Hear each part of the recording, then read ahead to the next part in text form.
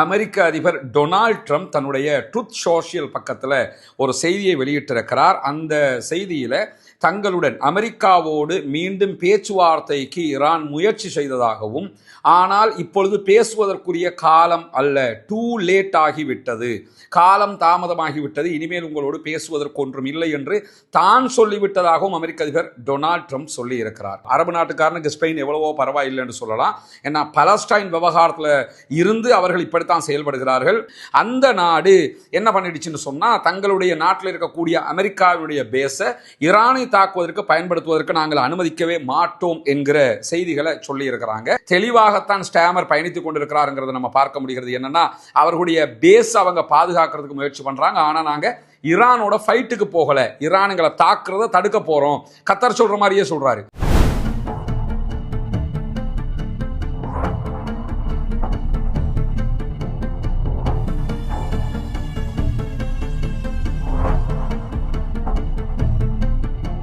அன்பிற்கினிய சகோதர சகோதரிகளே, நம் அனைவர் மீதும் ஏக இறைவனுடைய அமைதியும் கருணையும் உண்டாகட்டுமாக என்கிற உயரிய பிரார்த்தனைகளோடு, பாலஸ்தீனத்தில் 2 ஆண்டுகளுக்கு மேலாக ஒரு பாரிய இன அழிப்பை செய்த இஸ்ரேலிய ஆக்கிரமிப்பு இராணுவம் அந்த இன அழிப்பிலிருந்து ஒரு யுத்த நிறுத்தமாக அது தோற்றம் பெற்று இன்றோடு 144வது நாளாக இருக்கக்கூடிய இந்த தருணத்தில் ஈரான் மீது ஒரு பாரிய யுத்தத்தை அமெரிக்காவோடு இணைந்து 2 நாடுகளும் சண்டையிட்டு கொண்டிருக்கின்றன. இந்த சூழல்ல இன்றைக்கும் என்னவெல்லாம் நடக்கிறது, இந்த சந்தர்ப்பத்தில் என்னவெல்லாம் ஏற்பட்டிருக்கிறது என்கிற செய்திகளைத்தான் இந்த வீடியோவில் நம்ம பார்க்க இருக்கிறோம்.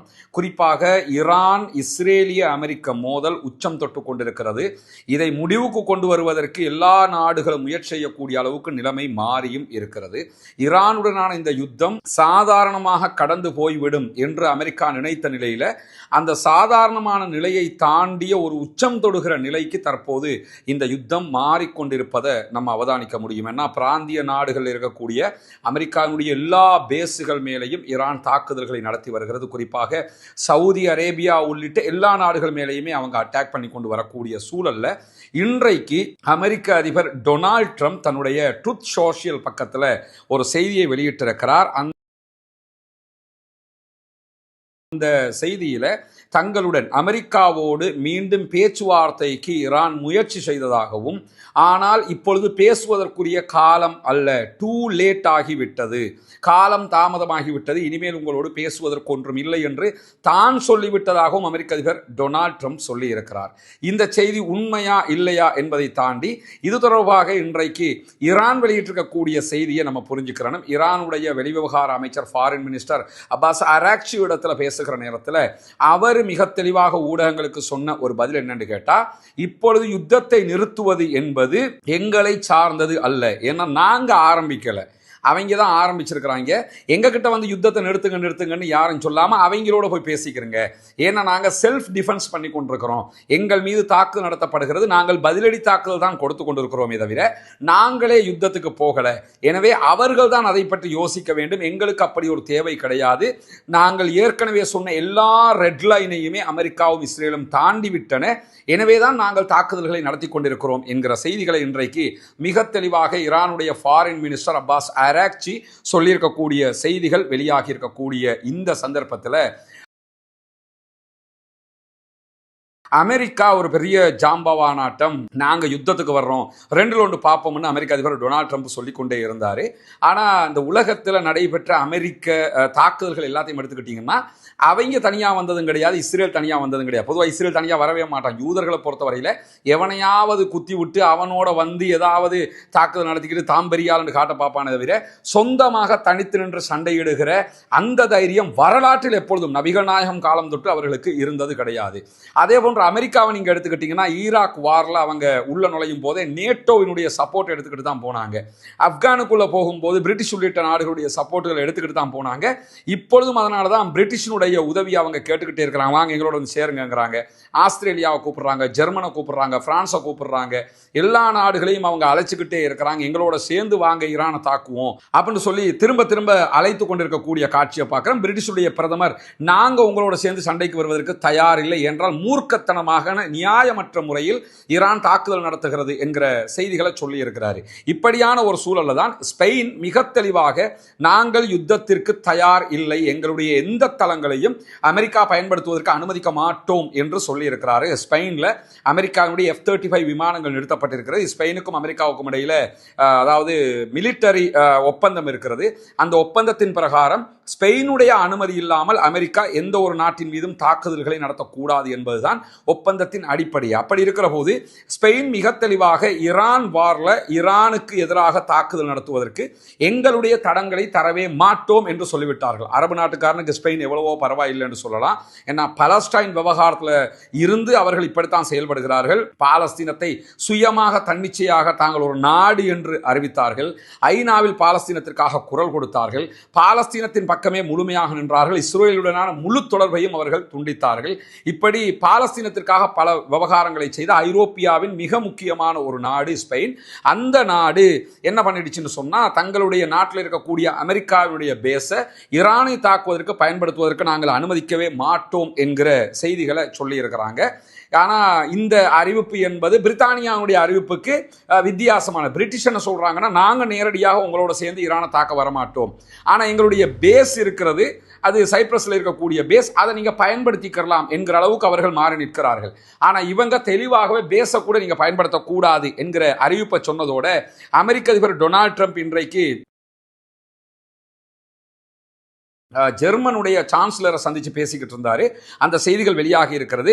அப்பொழுது அவர் பேசும்போது என்ன சொன்னார்னா, ஸ்பெயினுடனான அனைத்து வர்த்தக உறவுகளையும் துண்டிப்பதற்கு நாங்கள் திட்டம் எடுத்திருக்கிறோம் என்கிற ஒரு செய்தியை சொன்னார்.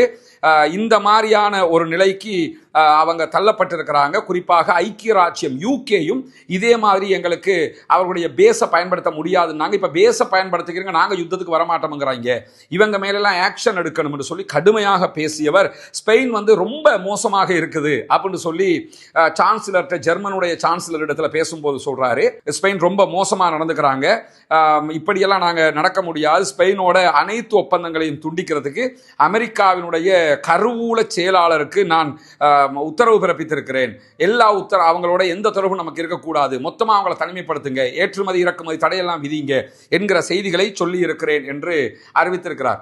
அதாவது நாடுகள் அவர் கண்ட்ரோல் பண்றதே இதை வச்சுக்கிட்டு தான். ஸ்பெயினுக்கும் அதே தான் அவர் சொல்லி இருக்கிறார். ஸ்பெயின் மனித நேயத்தோடு ஆக்கிரமிப்பை எதிர்த்து நிற்கிறது என்பதை நம்ம புரிந்து கொள்ள முடிகிறது. இதே மாதிரி இன்றைக்கு வெளியாகி இருக்கக்கூடிய இன்னும் ஒரு முக்கியமான செய்தி என்னன்னு கேட்டா, இதுவரை ஈரானுக்குள்ளாக 1700 இலக்குகளை நாங்கள் தாக்கி இருக்கிறோம் என்று சொல்லுகிறது அமெரிக்காவினுடைய சென்டகாம். மொத்தமாக 1700 இடங்கள்ல அவங்க குண்டு தாக்குதல்களை நடத்தி இருக்கிறார்கள் ஈரானுக்குள்ள.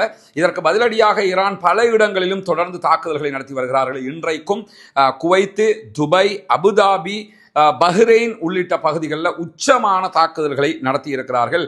சற்று நேரத்துக்கு முன்பதாக கூட துபாய், அபுதாபி பகுதிகளில் பலத்த இடி முழக்கத்தை போன்ற சப்தங்கள் கேட்டுக்கொண்டிருக்கிறது என்று ராய்ட்டர் செய்தி நிறுவனத்தினுடைய மேற்கோள்கள் காட்டக்கூடிய செய்திகளை நம்ம பார்க்க முடியும். ராய்ட்டர் வெளியிட்டிருக்கக்கூடிய செய்திகளில் துபாய், அபுதாபி பகுதிகளில் தாக்குதல்கள் நடத்தப்படுகிறது என்கிற செய்திகள் வெளியாகி கொண்டே இருக்கும் போதுதான் வடக்கு ஈராக்கினுடைய பகுதிகளில் தாக்குதல்களை நடத்தியதாக ஈரானுடைய IRGC இன்றைக்கு அறிவித்திருக்கிறது.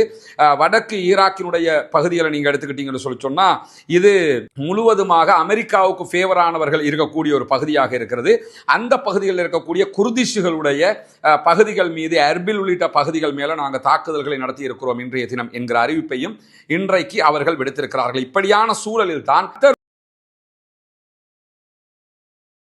வெளிவிவகார அமைச்சின் ஊடக பேச்சாளர் மஜீத் அல் அன்சாரி அவர்கள் இன்றைக்கு ஒரு பெரிய ஊடக சந்திப்பை நடத்தும் போது அவர் என்ன சொன்னார்னா, நாங்கள் ஈரானோடு எந்த சண்டைக்கும் போகவில்லை, நாங்கள் டிஃபெண்ட் பண்ணுகிற வேலையை மட்டும் தான் பார்த்துக்கிட்டு இருக்கோம், எங்களுக்கும் ஈரானுக்கும் சண்டை கிடையாது, ஈரான் எங்கள் மீது அமெரிக்காவை இலக்கு வைத்து தாக்குதல் நடத்துகிறார்கள், அதை நாங்கள் தடுக்கிற வேலையை செய்து கொண்டிருக்கிறோம் என்று சொல்லக்கூடியவர் மேலதிகமாக ஒரு செய்தி என்ன சொன்னார் என்று கேட்டால், கத்தர்லையும் சவுதி அரேபியாவிலையும் மொசாதோடு தொடர்புடைய நபர்கள் கைது செய்யப்பட்டிருப்பதாக இன்றைக்கு அமெரிக்காவினுடைய பத்திரிகையாளர் டக்கர் கால்சன் வெளியிட்டிருந்த கருத்து தொடர்பாக கேட்கப்பட்ட நேரத்தில் மொசாதுடைய பிரிவுகள் தொடர்பாக தற்போது எந்த தகவல்களையும் சொல்ல முடியாது என்கிற ஒரு அறிவிப்பை விடுத்திருக்கிறார். இன்றைக்கு ஈவினிங் வெளியான தகவல் பிரகாரம் சவுதி அரேபியாவிலையும் அதே போன்று கத்தருடைய சில பகுதிகளிலையும் மொசாதுடைய ஆட்கள் கைது செய்யப்பட்டிருக்கிறார்கள்.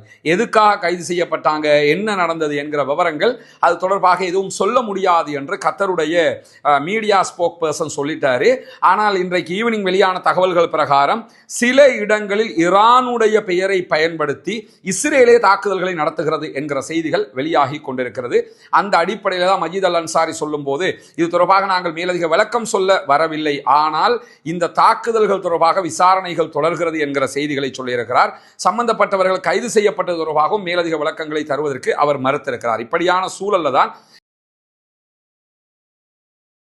இன்றைய நாள் யூகே ஐக்கிய ராச்சியம் வெளியிட்டிருக்கக்கூடிய அறிவிப்பில் ஈரானுடைய தாக்குதல்களுக்கு பிறகு சைப்ரஸுக்கு அவர்களுடைய ஆயுதம் விமானம் தாங்கி கப்பல்களை அனுப்புவதாக இன்றைக்கு பிரிட்டிஷினுடைய பிரதமர் ஸ்டாமர் சொல்லி இருக்கிறார். ஆல்ரெடி சைப்ரஸுக்கு 2 தடவைகள் ஈரான் தாக்குதல்களை நடத்தி இருக்கிறது. தொடர்ந்தும் தாக்குதல்களை நடத்துவோம் என்று எச்சரிக்கையை விடுத்திருக்கிறது. இப்படியான சூழலில் தான் சைப்ரஸுக்கு தங்களுடைய தற்காப்பு நடவடிக்கைகளை தொடர இருப்பதாக யூகே அறிவிச்சிருக்கிறாங்க. ட்ரோன்களை எதிர்த்து தாக்குதல் நடத்தக்கூடிய திறன் கொண்ட ஹெலிகாப்டர்களை அங்கே நாங்கள் அனுப்புகிறோம். அதே போன்று யூகேயினுடைய HMS டிராகன் என்கிற விமானம் தாங்கி கப்பலும் அந்த பகுதிக்கு அனுப்பப்பட இருக்கிறது. சற்று நேரத்துக்கு முன்பதாக சைப்ரஸினுடைய அதிபரோடு நான் இது தொடர்பாக பேசியிருக்கிறேன் என்கிற செய்திகளையும் இங்கிலாந்தினுடைய பிரிட்டிஷினுடைய பிரதமர் ஸ்டாமர் சொல்லியிருக்கக்கூடிய செய்திகள் வெளியாகி இருக்கிறது. தெளிவாகத்தான் ஸ்டாமர் பயணித்துக் கொண்டிருக்கிறாருங்கிறத நம்ம பார்க்க முடிகிறது. என்னன்னா அவர்களுடைய பேஸ் அவங்க பாதுகாக்கிறதுக்கு முயற்சி பண்றாங்க. ஆனா நாங்க ஈரானோட ஃபைட்டுக்கு போகல, ஈரானுங்களை தாக்குறத தடுக்க போறோம். கத்தர் சொல்ற மாதிரியே சொல்றாரு. கத்தர் எப்படி நாங்க தடுத்துக்கிட்டு தான் இருக்கோம், சண்டைக்கு போகலன்னு சொல்றாரோ அதே மாதிரி எங்க மேல ஈரான் தாக்குதல் நடத்துகிறது எங்க தளத்தின் மேல நாங்க அதை டிஃபெண்ட் பண்றதுக்காக எங்களுடைய விமானம் தாங்கி கப்பலை நாங்கள் அனுப்ப இருக்கிறோம் என்கிற செய்திகளை சொல்லி இருக்கிறார். அதே நேரத்தில் ஈரானை இலக்காக கொண்ட தாக்குதல்களில் கத்தருக்கு எந்த பங்கும் கிடையாது என்று சொல்லியும் கத்தருடைய ஊடக பேச்சாளர் மஜீத் அல் அன்சாரி இன்றைக்கு செய்தி சொல்லியிருக்கிறார். என்னன்னா இன்றைய தினம் வாஷிங்டன் போஸ்ட்ல ஒரு செய்தி வெளியாகி இருந்தது. ஈரான் மீது யுத்தம் நடத்துவதற்கு, தாக்குதல்களை நடத்துவதற்கு முழுவதுமாக அழுத்தம் கொடுத்தது இஸ்ரேலிய பிரதமர் பெஞ்சமின் நெத்தன்யாகுவும் சவுதி அரேபியாவுடைய பட்டத்து இளவரசர் முகமது பின் சல்மானும் தான் என்பதுதான் அந்த செய்தி. அந்த செய்தியினுடைய பின்புலத்தில் தான் இன்றைக்கு இந்த கேள்வி எழுப்பப்படுகிறது. கத்தாருடைய ஊடக பேச்சாளரிடத்தில் அவர் என்ன சொல்றாருன்னு கேட்டால், நாங்கள் சுய பாதுகாப்புக்கு எங்களுடைய உரிமையை பயன்படுத்தி கொண்டிருக்கிறோம், எங்களுடைய நாட்டுக்கு எதிரான ஈரானுடைய தாக்குதல்களை நாங்கள் தடுத்து கொண்டிருக்கிறோமே தவிர ஈரான் மீதான தாக்குதல்கள் எதிலும் நாங்கள் பங்கெடுக்கவில்லை. எங்களுக்கு ஈரான் மேலே இப்ப நடக்கிற யுத்தத்துக்கும் எங்களுக்கும் எந்த சம்பந்தமும் கிடையாது. அதே நேரத்தில் சவுதியை பற்றி அவர் பேச மறுத்துட்டாரு. சவுதி அரேபியா இதுக்கு தொடர்பு இருக்கிறதாங்கிறத பற்றி அவர் எந்த வார்த்தையுமே பேசல. ஆனால் எங்களுக்கு அதில் தொடர்பு கிடையாது, நாங்கள் ஈரான் மேலே தாக்குதல் நடத்த சொல்லவும் இல்லை, அந்த அழுத்தம் எங்களுக்கு தேவைப்படவில்லை என்கிற மாதிரியான கருத்துக்களை அவர் சொல்லியிருக்கிறார். மொத்தத்தில் கத்தருக்கு இது தேவைப்படலை என்று தெரியுது. கத்தருடைய விவகாரத்தில் நம்ம ரொம்ப கவனமாக இருக்கணும். கத்தர் ரொம்ப நுணுக்கமாக இந்த யுத்தத்தை அணுகுகிறது என்பது நமக்கு தெளிவாக தெரிகிறது. என்னன்னா ஒருபுறம் நீங்கள் அல் ஜசீராவை முழுமையாக பார்த்தீங்கன்னா அது கத்தருடைய ஊடகம். கத்தர் நினைச்ச மாதிரி வேணும்னு சொன்னா என்ன செய்யலாம்னா ஈரானுக்கு எதிராக அப்போஸ் பண்ணி நிறைய செய்திகளை போட முடியும். ஆனால் அவங்க போடுகிற எல்லா செய்திகளுமே நடுநிலையாக மிக தெளிவாக இருக்கிறது. குறிப்பாக ஈரானுடைய வலிமையை காட்டுகிற விதமான பல செய்திகளைத்தான் அவர்கள் வெளியிட்டுக் கொண்டிருக்கிறார்கள், உண்மை தகவல்களை தந்து கொண்டிருக்கிறார்கள், காசாவில் தந்ததை போலவே. இதே நேரத்தில் கத்தர் மேலே தானே அட்டாக்கும் நடத்திக்கிட்டு இருக்கிறாங்க. கத்தருடைய உதய் போர்ட்ஸ்க்கு அடிக்கிறாங்க, மற்ற இடங்களுக்கு ஈரான் அடிக்கிறாங்க. அப்படின்னு தான் நினைச்சிருந்தா என்ன செஞ்சிருக்கலாம்னா அவங்க அதை பயன்படுத்தி ஈரானுக்கு எதிரான செய்திகளை அவர்கள் வெளியிட்டிருக்கலாம். அப்படி எந்த செய்தியும் வெளியிடல. நமக்கு தெரியும் கத்தர் LNG உற்பத்தியை நிறுத்தி இருக்கிறது. இந்த LNG உற்பத்தி என்பது கத்தர் மட்டும் செய்யறதில்லை, கத்தரும் ஈரானும் சேர்ந்துதான் உற்பத்தி செய்கின்றன. அந்த LNG மேலதான் ஈரான் அட்டாக் பண்ணி இருக்குதுன்னு சொல்லி தற்போது LNG உற்பத்தியையே நிறுத்தி இருக்கிறார்கள். எனவே ஈரானுடைய விவகாரத்தில் கத்தர் மிக தெளிவான ஒரு அணுகுமுறையை கடைபிடிக்கிறது என்பதை நாம் உணர முடிகிற ஒரு செய்தியாக இந்த இடத்துல நம்ம புரிந்து கொள்ள வேண்டியிருக்கக்கூடிய இந்த தருணத்தில் அமெரிக்க இஸ்ரேலிய தாக்குதல்கள் ஈரான் மீது தொடர்ந்தால் மத்திய கிழக்கு பொருளாதார மையங்கள் அனைத்தையும் நாங்கள் தாக்குவோம் என்கிறது ஈரான். மத்திய கிழக்குங்கிறது பொருளாதாரத்தின் முதுகெலும்பாக இருக்கிறது உலகத்துக்கு. குறிப்பாக துபையினுடைய முழுவதுமாக துபாய் தான் மத்திய கிழக்கினுடைய சென்டராக இருக்கிறது. அதே போன்று கத்தர் மிகப்பெரிய பிசினஸ் மையமாக இருக்கிறது. இப்ப சவுதி அரேபியா அதே மாதிரி வளர்ந்து வருகிறது. இப்படி பல இடங்களும் பல வர்த்தக மையங்களை கொண்டு இயங்கிக் கொண்டிருக்கக்கூடிய சூழல்ல துபாயினுடைய இன்றைய தினம் துபாயினுடைய பொருளாதாரம் கீழே போயிருக்கக்கூடிய காட்சிகள் எல்லாம் வெளியாகி கொண்டிருக்கக்கூடிய சூழல்ல தான் இஸ்லாமிய புரட்சிகர காவலர் படையினுடைய ஜெனரல் இப்ராஹிம் ஜப்பாரி வெளியிட்டிருக்கக்கூடிய அறிவிப்பில் அமெரிக்க இஸ்ரேலிய தாக்குதல்கள் ஈரான் மீது தொடர்ந்தால் மத்திய கிழக்கில் இருக்கக்கூடிய அனைத்து பொருளாதார மையங்களுக்கும் எதிராக ஈரான் பழிவாங்கும் தாக்குதல்களை நடத்தும். ஹொர்முஸ் ஜலசந்தியை நாங்கள் மூடியிருக்கிறோம். நாங்கள் மூடிய உடனேயே விலை $80 மேல பெட்ரோல் விலை அதிகரித்திருக்கிறது. அது விரைவிலேயே $200 எட்டும் என்று நாங்கள் எதிர்பார்க்கிறோம் என்றெல்லாம் சொல்லியிருக்கிறார்.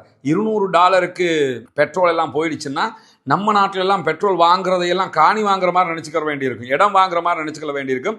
இப்பொழுதே மக்கள் பயத்தில் எல்லா இடத்துலையும் கியூவில் நிற்கிற காட்சிகளை பார்க்க முடியும். இது தொடர்ந்து இந்த எல்என்ஜி இப்போ நிறுத்திட்டாங்க. எல்என்ஜி நிறுத்தினதுனால அடுத்து மேலதிகமான எல்என்ஜி ஆர்டர் போட முடியாத சூழல் ஏற்படும். பெட்ரோல் ஆர்டர் போட்டாலும் எடுக்க முடியாத சூழல் ஏற்படும். அந்த ஹொர்முஸை மூடிட்டாங்க. ஹொர்முஸ் வழியாகத்தான் நமக்கு கூட பெட்ரோல் வரும், இந்தியாவுக்கு பெட்ரோல் வரும். இன்றைக்கு இந்திய பிரதமர் மோடி இது தொடர்பாக மற்ற நாடுகளோடு கலந்து பேசுகிற, ரஷ்யாவோடு எல்லாம் பேசுகிற செய்திகள் வெளியாகி இருக்கிறது. காரணம் என்னன்னு கேட்டா, இப்ப எல்என்ஜியை நிறுத்திட்டாங்க. அப்ப நமக்கு அடுத்த கட்டமாக என்ன பண்றது? கத்தார் எல்என்ஜி தயாரிக்க மாட்டேன்னு சொல்லிட்டாங்க. அதே மாதிரி கத்தருடைய செயல்பாடுகளை தாண்டி அரபு நாடுகள் இந்த தாக்குதல் நடத்தும் போது பெட்ரோலுக்கு பெரிய தட்டுப்பாடு வந்துடும். என்ன பண்றதுன்னு எல்லா நாடுமே ரொம்ப தவிக்கக்கூடிய ஒரு சூழலாக இந்த சூழல் மாறி இருக்கக்கூடிய நேரத்தில் தான் இந்த ஈரானுடைய யுத்தம்ங்கிறது பொருளாதாரங்கள் அனைத்தையும் எல்லா நாடுகளையும் பாதிக்கிறது. எனவே இது சீக்கிரமாக முடிவடைய வேண்டும் என்று ஜெர்மனுடைய சான்சலர் ஃப்ரீட்ரிக் மெர்ஸ் இன்றைக்கு அமெரிக்க அதிபர் டொனால்ட் ட்ரம்பை சந்திக்கும் போது பேசிய காட்சியை நம்ம பார்க்க முடியும். ரெண்டு பேரும் பேசிக்கிட்டு இருக்கிறாங்க. அந்த ஆளு தெரியுமில்ல, மூளைக்கு முட்டுக்காலுக்கும் சம்பந்தம் இல்லாமல் பேசிக்கிட்டு இருப்பாப்புல அமெரிக்க அதிபர். ஆனால் அவர் பேசிக்கிட்டு இருக்கும்போது அந்த ஆளை பகிச்சிக்கிறவும் முடியாது. ஆனால் சொல்றதை கொஞ்சம் நாசுக்கா சொல்லிடவும் வேணும். ஜெர்மனுடைய சான்சலர் சொல்லும் போது என்ன சொன்னார்னு கேட்டால், நாங்கள் ஈரான் மீதான யுத்தத்தில் நாங்களும் உங்களோட நிற்போம், அப்படிலாம் விட்டுற முடியாது எல்லாத்தையும் சொல்லிட்டு. ஆனால் இந்த யுத்தம் ரொம்ப பெரிய பிரச்சனை உண்டாக்கிக்கிட்டு இருக்குது, நமக்கெல்லாம் ஒன்றும் பண்ண முடியாமல் இருக்குது, சீக்கிரமாக இந்த யுத்தத்தை முடிச்சானல்லும் உலகத்திற்கு எல்லா நாடுகளையுமே பொருளாதார ரீதியாக இது பாதிக்குது அப்படின்னு சொல்லி நாசுக்காக உண்மையை சொன்ன காட்சியை நம்ம பார்க்க முடியும். ஏன்னா ஈரானுடைய அடி ஒருத்தனாலையும் தாங்க முடியாமல் இருக்கிறது, பொருளாதாரம் வலுவிழந்து போய் கொண்டிருக்கிறது என்கிறதுனால தான் இந்த கருத்துக்களை எல்லாம் அவர்கள் சொல்லிக் கொண்டிருக்கக்கூடிய நேரத்தில் தான் மத்திய இஸ்ரேல், சென்ட்ரல் இஸ்ரேலை நோக்கி இன்றைக்கு ஏகப்பட்ட தாக்குதல்களை ஈரான் தாராளமாக நடத்தி இருக்கிறது. மற்ற இடங்களுக்கு அடிக்கிறாங்க, ஆனால் மெயின் அட்டாக் இஸ்ரேலுக்கு தான். இஸ்ரேல் இன்றைக்கு வெளியிட்டிருக்கக்கூடிய அறிவிப்பிலேயே மத்திய இஸ்ரேலில் தாக்கம் ஏற்பட்ட இடங்களில் நாங்கள் பாதிக்கப்பட்டவர்களை தேடிக்கொண்டிருக்கிறோம், பாடிகளை எடுத்துக்கிட்டு இருக்கிறோம், எத்தனை பேர் கொல்லப்பட்டார்கள், எத்தனை பேர் காயமடைந்தார்கள் என்கிற விவரங்களை சொல்ல முடியவில்லை என்று சொல்லியிருக்கிறாங்க. அது தொடர்பான புகைப்படங்கள் எல்லாம் தற்போது வெளியே, முன்னெல்லாம் புகைப்படம் லேசில் வராது, இப்போ புகைப்படங்கள் எல்லாம் வந்துகிட்டு இருக்குது. அந்த அளவுக்கு ஈரான் வச்சு செஞ்சுக்கிட்டு இருக்கிறாங்க இஸ்ரேல் என்கிற செய்திகளையும் பார்க்க முடியும். அதே நேரம் தான் இன்றைக்கு ஈரான் விடுத்திருக்கக்கூடிய அறிவிப்பில் எங்களுடைய முக்கிய இலக்குகளை நீங்கள் வச்சு தாக்கினீங்கன்னு சொல்லி சொன்னால் கண்டிப்பாக உங்களுடைய எல்லா பொருளாதார மையங்களுக்கும் அட்டாக் பண்ணுவோம்னு சொல்லியிருக்கிறாங்க. இன்றைக்கு ஈரானுடைய அதிபருடைய வாசஸ்தலத்தின் மீதும் அமெரிக்கா தாக்குதல்களை நடத்தி இருக்கிறது. ஈரானுடைய அதிபருக்கு எந்த விதமான பாதிப்பும் இல்லை என்கிற செய்திகளும் வெளியாகி இருக்கக்கூடிய சூழலில் தான் ஈரான் இன்றைக்கு வெளியிட்டிருக்கக்கூடிய ஒரு முக்கியமான அறிவிப்பில் ஓமான் மீதான இன்று காலை நடத்தப்பட்ட ஆளில்லா விமான தாக்குதலுக்கும் எங்களுக்கும் எந்த தொடர்பும் இல்லை என்று மறுத்திருக்கிறார்கள். ஓமான் மீது இன்றைக்கு காலையில் ஆளில்லா விமான தாக்குதல் நடத்தப்பட்டது. ஆல்ரெடி ஓமான் வளைகுடாவில் நடக்கிற தாக்குதல்கள், மற்ற தாக்குதல்கள் எதை நடத்தினாலும் ஈரான் நாங்கள் தான் அட்டாக் பண்ணினோம்னு சொல்லிடுறாங்க. ஆனால் இப்பொழுது ஓமான் மீது நடத்தப்பட்டிருக்கக்கூடிய தாக்குதலுக்கும் எங்களுக்கும் சம்பந்தம் இல்லைன்ட்டாங்க. எனவே கத்தர்லையும் அதே போன்று சவுதி அரேபியாவிலும் மொசாதுடைய ஆட்கள் கைது செய்யப்படுகிறார்கள். இது போன்று ஈரான் தாக்குதல் நடத்தாத, ஆனால் ஈரான் பேரில் அரபு நாடுகள் மேல சில தாக்குதல்கள் நடத்தப்படுகிறது. இந்த தாக்குதலுக்கும் மொசாதுக்கும் மிக தெளிவான தொடர்பு இருக்கிறது. அதாவது யுத்தத்தை ஆரம்பிச்சு விட்டு அரபு நாடுகளுக்கும் ஈரானுக்கும் இடையிலான யுத்தமாக இதை மாற்றிவிட்டு பயணிப்பதற்கு முயற்சி செய்து கொண்டிருக்கிறது யூத நாசகார ஜியோனிச சக்திகள் என்பதை அரபு நாடுகள் புரிந்து கொள்ளுகிற வரைக்கும் இந்த யுத்தம் ஓரளவுக்கு தணிந்து விடும் என்பதில் எந்த மாற்று கருத்தும் இல்லை. அவங்க புரியாம அமெரிக்காக்காரன் சொல்ற மாதிரி கேட்டுக்கிட்டு நீயும் அடிலான்னு சொல்லி அட்டாக் பண்ண வந்தாங்கன்னு சொன்னா அது இன்னும் பெரிய சகோதர சண்டையாக மாறிவிடும் என்பதிலும் எந்த மாற்று கருத்தும் இல்லை. தொடர்ந்து இணைந்திருங்கள். நிறைய தகவல்களை உங்களோடு நாங்கள் உண்மை தகவல்களை பகிர்ந்து கொண்டே இருக்கிறோம்.